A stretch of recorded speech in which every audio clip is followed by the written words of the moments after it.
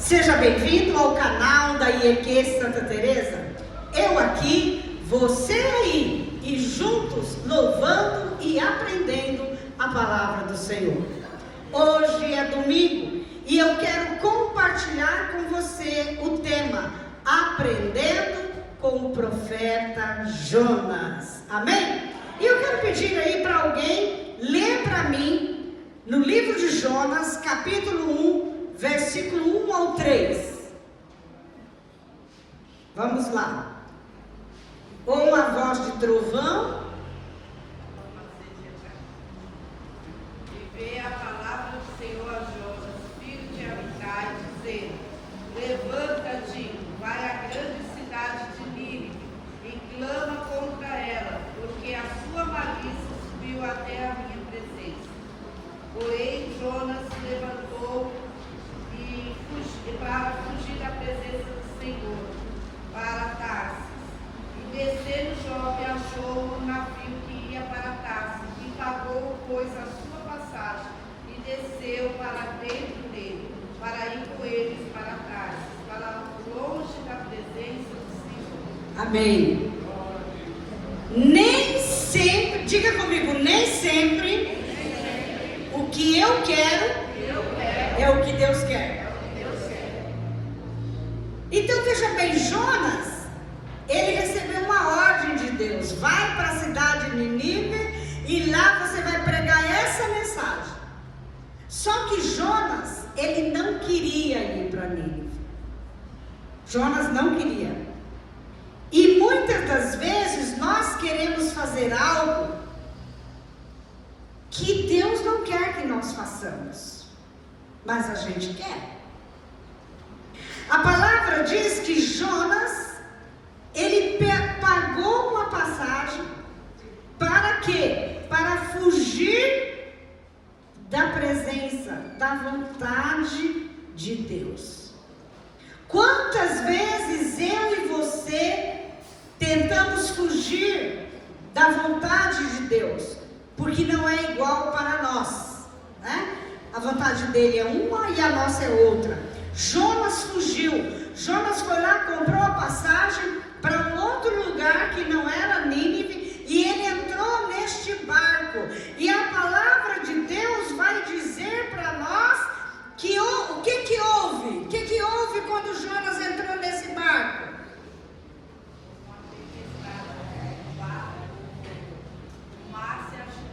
O mar se agitou. E aí, os pescadores, as pessoas que estavam ali, ficou assustado, porque o barco estava a ponto de virar e eles todos iam morrer. Presta bem atenção. Quando você foge da vontade de Deus, não é só você que sofre as consequências. Quem está junto com você no barco também. E isso inclui quem? A nossa família. Às vezes nós fugimos da presença de Deus, fugimos da vontade de Deus e nós perecemos. Mas não é só nós que perecemos. A família também perece. As pessoas que estão junto no barco também perecem. Mas Jonas, ele estava ali, e quem conhece a história sabe que as pessoas estavam desesperadas. E Jonas estava fazendo o quê? O que Jonas estava fazendo? Dormindo. Mas ele não estava dormindo porque ele tinha paz no coração, porque ele estava descansando no Senhor. Ele estava dormindo pelo sono da indiferença. Da indiferença. E quantos de nós estamos no sono da indiferença? Está acontecendo muitos problemas, tempestade violenta, e nós estamos indiferentes à realidade do momento. Assim estava Jonas. Até o ponto de que cada um que estava ali começou a pedir aos seus deuses e nada. E foram lá e acordaram Jonas e falaram: cara, como é que pode? Olha a tempestade, você está dormindo, vai clamar ao seu Deus. Você deve ter um Deus.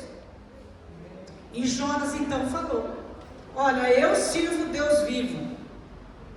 E isso está acontecendo por causa de mim. Olha a consciência de Jonas. Isso está acontecendo por causa da minha vida. Será que nós podemos ter a sensibilidade de entender que alguns problemas eles chegam porque veio através de nós? São consequências nossas? E aí alcança a família? Jonas tinha essa percepção.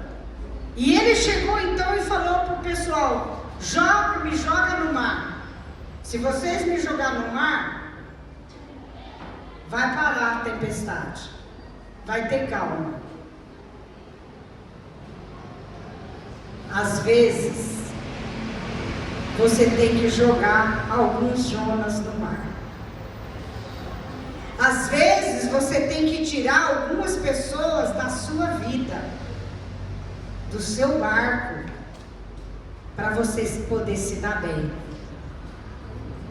Eu ouvi uma frase que eu não sei se estava lembrando, mas estava escrito assim: não poupe o lobo, senão você vai perder as ovelhas.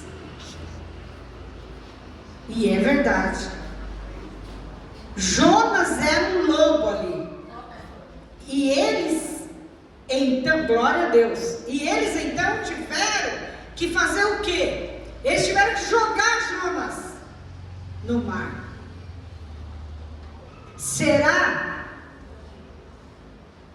que você, se for necessário tirar algo da tua vida que está te atrapalhando, que está trazendo tempestade na sua vida, será que você tem coragem para fazer isso?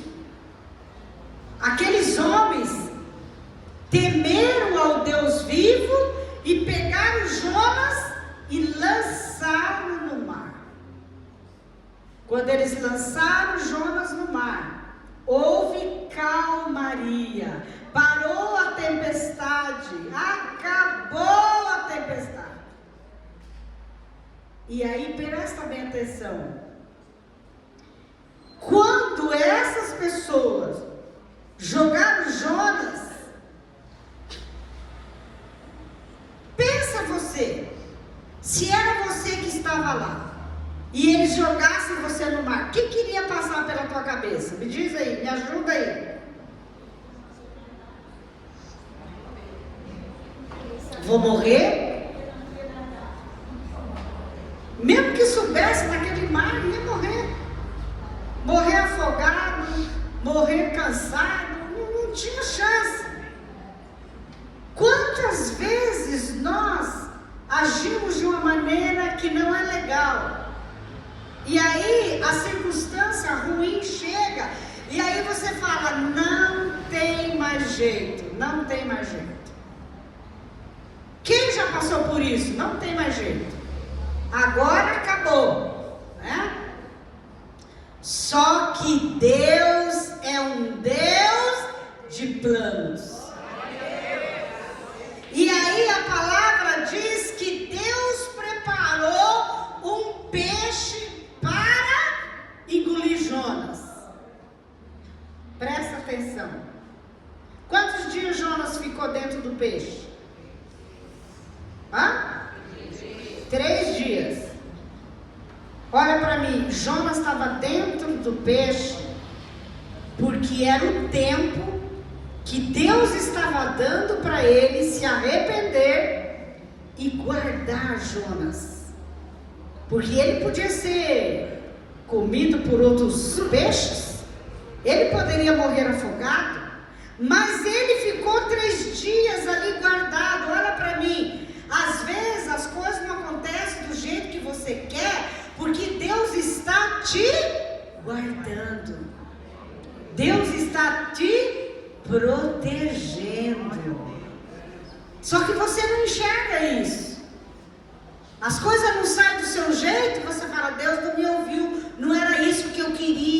agora acabou. Não, Deus estava guardando Jonas. Diga comigo, Deus está me guardando, me protegendo. Então, veja bem, Jonas ficou ali 3 dias.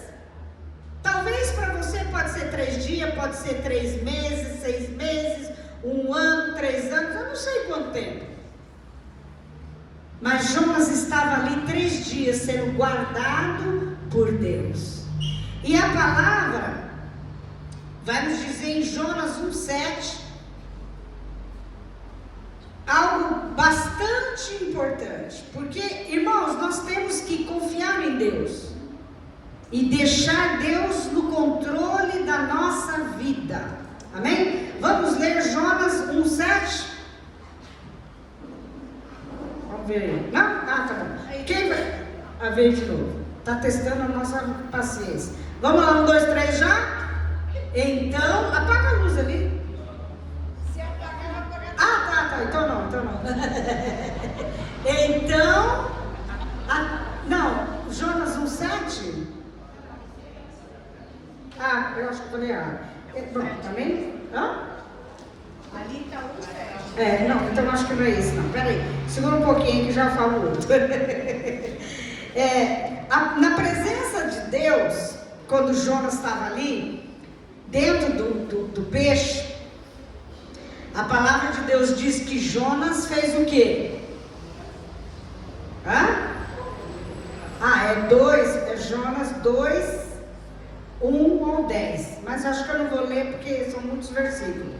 A palavra de Deus vai nos falar que quando ali Jonas 2, do 1 ao 10, dentro do peixe Jonas orou. Você pode ler na sua casa a oração de Jonas, de 1 ao 10. Jonas orou. Jonas pediu perdão para Deus. Jonas se aquebrantou. Lá dentro do peixe. Às vezes Deus nos leva a alguma situação para nós nos achegarmos a Ele, nos arrepender, a sermos aquebrantados, falar com Ele. E aí Jonas, lá dentro do peixe, ele orou a Deus, ele clamou ao Senhor, ele reconheceu que Deus era o Deus vivo e que ele tinha pecado, e que ele precisava ser alcançado pela graça e a misericórdia de Deus. E olha que interessante, lá dentro do peixe, a palavra diz que o Senhor enviou a ordem para que aquele peixe vomitasse Jonas. Olha só, ele orou, ele clamou, e o Senhor falou para o peixe: olha, vomita Jonas aí na areia aí. Amados, saídas de Deus.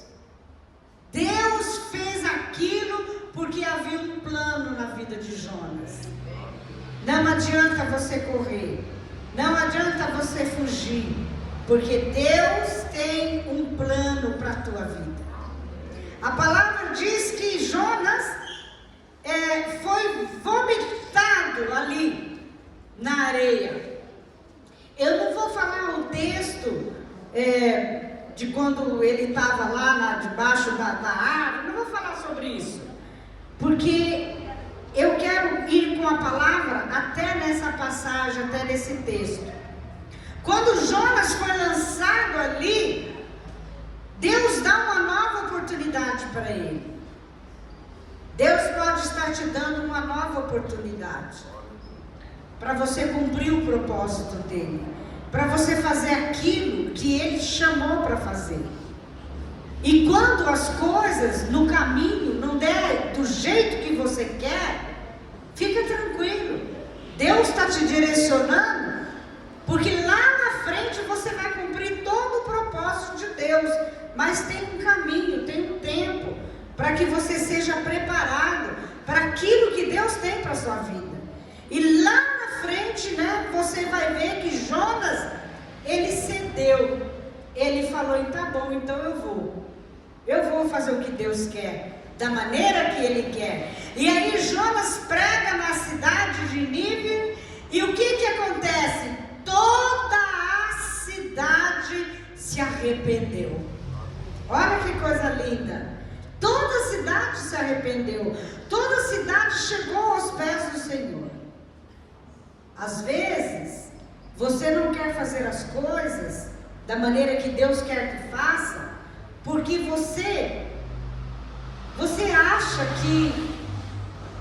que as pessoas merecem ser castigadas, que as pessoas merecem ser punidas, que as pessoas merecem morrer. Tem muitos feiticeiros dentro das igrejas. Por quê? Porque ora para matar. Ai, Deus, eu não aguento mais essa pessoa, leva essa pessoa. Ele está pedindo o quê? Deus matar. Então tem muitos feiticeiros dentro da igreja, que porque a pessoa incomoda, porque a pessoa, ai Deus, leva, não aguento mais. Jonas, ele queria que aquelas pessoas fossem punidas, ele queria que aquelas pessoas fossem castigadas por Deus. E quantas vezes nós também não fazemos como Jonas? Queremos que as pessoas sejam castigadas. As pessoas que fazem alguma coisa pra gente, aí algo ruim acontece com elas, a gente não fala para ninguém, mas pensa assim, bem feito, tá pagando o que fez para mim. Fala sério, será que é só eu que já pensei isso? Acho que alguns aqui também. Por quê? Porque essa é a nossa natureza humana, pecaminosa. Mas a graça de Deus, ela alcançou o povo de Nínive. A graça de Deus alcançou aquela cidade, como a graça de Deus alcançou você. E hoje você não quer que essa graça venha alcançar o outro, você quer só a graça para si, não quer a graça para o outro. Quantos aqui na sua vida aí, não estou falando de quando você se converteu, mas antes disso, já fez maldade para alguém? Levanta a mão. Nossa gente, só eu e Marcelinho, o irmão Manuel, nossa, vocês são todos santos, né? Todo mundo santo nessa igreja. Olha só, os maldosos não vieram. Memória curta. Então veja bem, muitas vezes nós somos maus para com as pessoas. Somos maus. Hoje o Brasil fala muito sobre o idoso, né? E que tem que cuidar do idoso e tal. Que a família, quando tem, né, idoso que não cuida, ele pode até ser preso, processado, né? Mas a gente vê realmente pessoas, às vezes, maltratando a mãe, maltratando o pai. Pessoas que deu a vida por eles, que hoje eles estão vivos, estão trabalhando, estão estudando, porque os pais investiram na vida deles. E hoje eles maltratam. Isso é maldade. Isso é maldade. Ou você pensa que maldade só é pegar um revólver e atirar no outro? Não. Maldade é você maltratar seu pai. Maldade é você maltratar sua mãe, que te criou, que cuidou de você, que fez o melhor para você. Maldade é você pegar a aposentadoria deles e gastar tudo com você. Isso é maldade. Gastar com teus filhos, isso é maldade. O que mais é maldade, gente? Me ajudem. Maltratar as crianças.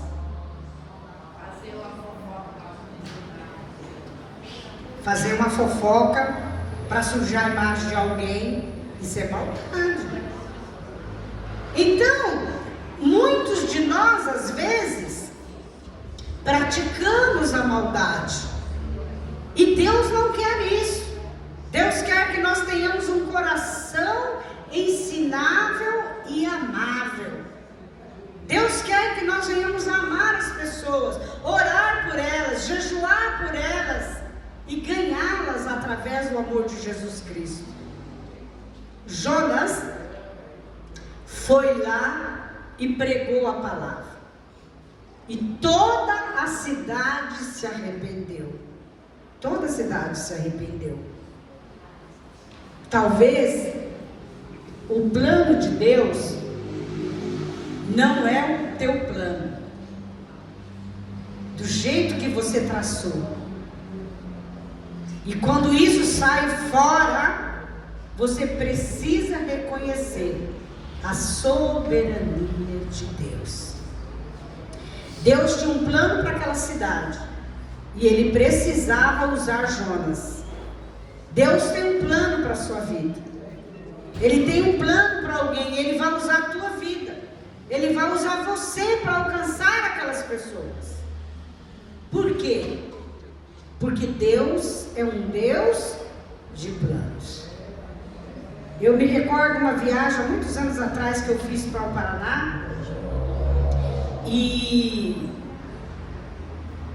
o Jorge estava pequeno, a Dani um pouquinho maior. E eu fui de ônibus, nós três. E quando chegou lá naquela cidade, a gente chegou de manhã cedo, com fome, né? Eu, como sempre, né? E aí paramos lá na rodoviária, paramos numa lanchonete para fazer um lanche. E tinha um homem sentado assim, sozinho, com pinga. E eu olhei para aquele homem assim e pensei assim, meu Deus, logo cedo, de vez de tomar um café com leite, né? Quentinho, tomando pinga. E o homem num aspecto assim feio, sabe, sujo. E eu olhando para aquele homem assim, o Espírito Santo falou comigo. Chega perto dele, fala do meu amor para ele. E aquele cheiro de pinga estava na pele dele. Quando chegava perto dele assim, o estômago chegava a embrulhar. Aí eu peguei a Dani e o Jorge, falei, fique sentado aqui que a mãe vai falar com aquele homem lá. Mãe, você vai falar com aquele homem? Vou. Aí fui lá, falei bom dia para ele e tal, comecei a conversar com ele, falar de Jesus. Conclusão, aquele homem ali dentro daquele bar, ele entregou a vida dele para Jesus. E quando eu levantei, o Espírito Santo falou para mim, ele não tem uma semana de vida. Olha só. Então muitas vezes nós olhamos para alguém e nós desprezamos aquela pessoa.